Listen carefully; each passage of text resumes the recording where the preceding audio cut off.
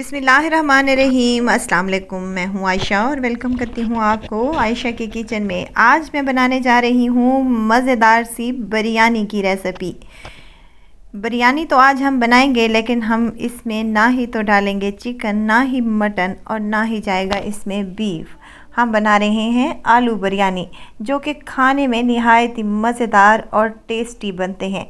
खिले खिले से इसके चावल और खुशबूदार से और मज़ेदार से इसका टेस्ट होगा इंशाअल्लाह ताला। रेसिपी बहुत ही आसान और मज़ेदार होने वाली है, तो रेसिपी को तो आपने एंड तक ज़रूर देखना है। अच्छी लगे तो लाइक कर दीजिए और आयशा के किचन को सब्सक्राइब भी कर दें। तो चलते हैं किचन में और आज की ये मज़ेदार सी आलू बिरयानी की रेसिपी को बनाना स्टार्ट कर लेते हैं। तो मज़ेदार सी आलू बिरयानी बनाने के लिए सबसे पहले यहाँ पर मैंने एक कढ़ाई ले ली है और उसमें डाल रही हूँ 1 कप घी का। आज मैं घी में बिरयानी बनाऊँगी, जो कि निहायत ही टेस्टी बनती है। आप चाहें तो ऑयल का इस्तेमाल भी कर सकते हैं। यहाँ खड़े मिसाले हैं, तमाम ही मैंने शामिल किए हैं, तकरीबन 1 चम्मच के बराबर। हल्की आंच पर इसको अच्छे से कड़कड़ा लें।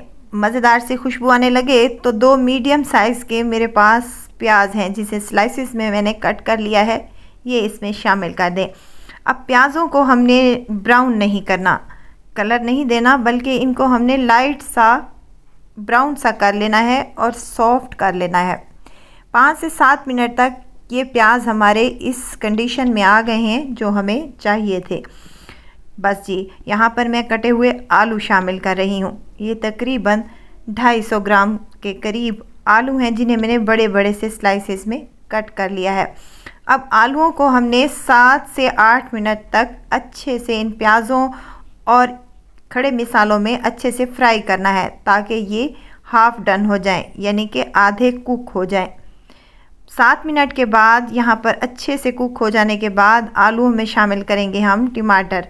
2 अदद बड़े साइज़ के मेरे पास टमाटर हैं, जो मैंने रफली से चॉप करके इसमें शामिल कर दिए हैं।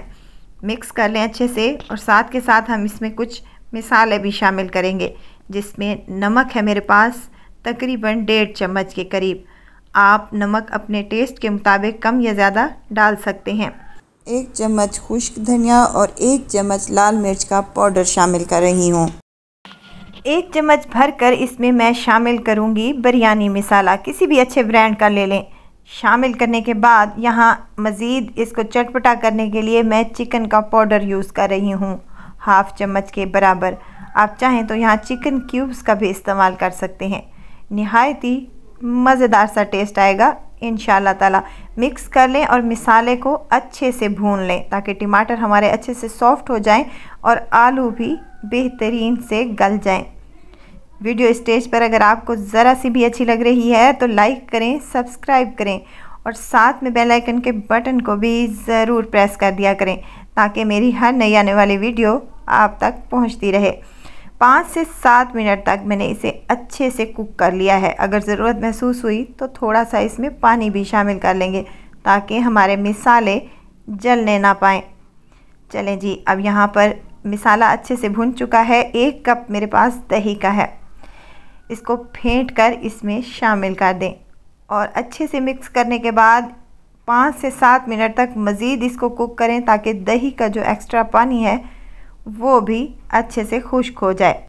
फ्लेम को हमने यहाँ पर हाई रखना है। हाई फ्लेम पर हमने इसकी 5 से 7 मिनट तक अच्छे से भुनाई कर ली है। 3 से 4 हरी मिर्चें हैं जो मैंने इसमें शामिल की हैं, आप चाहें तो काट कर भी डाल सकते हैं। यहाँ पर मिसाला अच्छे से भुन चुका है माशाल्लाह से, और ऑयल भी काफ़ी हद तक ऊपर आ चुका है। तो हम इसमें चावलों का पानी शामिल करेंगे। मेरे पास तकरीबन 750 ग्राम यानी कि 3 पाव के लगभग चावल हैं। इसी रेशो से मैं इसमें 1 किलो के करीब पानी शामिल करने लगी हूँ, यानी कि 3 गिलास पानी, क्योंकि यहाँ पर मैं कच्ची बासमती राइस का इस्तेमाल कर रही हूँ। आप जो चावल इस्तेमाल करने लगे हैं उस हिसाब से आप अपने पानी की मिकदार कम या ज़्यादा कर सकते हैं। मिक्स कर लें अच्छे तरीके से और कवर लगाकर इसको बॉयल आने तक का वेट कर लेते हैं। 10 मिनट के बाद माशाल्लाह से अच्छा सा बॉयल आ चुका है और हमारे आलू तो तकरीबन डन हो चुके हैं। तो यहाँ पर मैं भीगे हुए चावल शामिल करने लगी हूँ, जो मैंने पकाने से तकरीबन आधा घंटा पहले भिगो कर रख दिए थे। मिक्स कर लें अच्छे से और इसको कवर लगाकर तकरीबन 7 से 8 मिनट के लिए छोड़ दें। 7 से 8 मिनट के बाद माशाल्लाह से अच्छा सा पानी खुश्क होना शुरू हो चुका है और चावलों में बड़े बड़े से बबल्स बनना स्टार्ट हो चुके हैं। मिक्स कर लें अच्छे से और यहाँ पर आप नमक की मिकदार चेक कर लें। अगर आपको नमक कम लगता है तो एक और टिप भी मैं आपको देती चलूँ कि जब भी आपके चावलों में नमक कम हो तो आप डायरेक्ट नमक ना डालिएगा, हल्के से पानी में घोल कर वो पानी इसमें शामिल कर दें तो मज़ेदार से हमारे चावलों में नमक आ जाएगा। यहाँ पर मेरे चावलों में नमक परफेक्ट है क्योंकि मैं नमक बहुत ही लाइट सा खाती हूँ। आप अगर तेज़ नमक खाते हैं तो आप अपने मुताबिक सेट कर सकते हैं। चलें जी, यहाँ पर मैं अब दम लगाऊंगी। हरी मिर्चें हैं काट कर मैंने इसमें शामिल कर ली हैं क्योंकि हम बिरयानी तैयार कर रहे हैं। हरा धनिया और हरा पुदीना भी मैं इसमें शामिल करने लगी हूँ। आप चाहें तो तली हुई प्याज और लीमू के स्लाइसेस भी डाल सकते हैं। यहाँ पर मैं येलो फूड कलर का इस्तेमाल कर रही हूँ जो कि बिरयानी को निहायत ही मज़ेदार सा बनाएगा। 10 मिनट के लिए मैंने इसको दम पर छोड़ दिया था। 10 मिनट के बाद माशाल्लाह से देखें कितने खिले खिले से और मज़ेदार से चावल हैं और खुशबू का तो इसका मत पूछें। मेरे पूरे घर में इसकी खुशबू फैल चुकी है। खाने में बहुत ही मज़ेदार होते हैं और इसके साथ ना ही कोई सलाद और ना ही कोई चटनी, बग़ैर चटनी और सलाद के ये बिरयानी इतनी कोई टेस्टी और मज़ेदार बनेगी कि खाने वाले का हाथ ही नहीं रुकेगा। आई होप कि मेरी आज की ये रेसिपी आप लोगों को ज़रूर पसंद आई होगी। यकीन करें ये बिरयानी बहुत ही टेस्टी बनती है। एक दफ़ा मेरे कहने पर इसको ज़रूर घरों पर ट्राई कीजिएगा और दुआओं में मुझे याद रखिएगा। खुश रहिए, खुशियाँ बांटें। इजाज़त चाहती हूँ, फिर आऊँगी इंशाल्लाह नई और मज़ेदार सी चटपटी रेसिपी के साथ।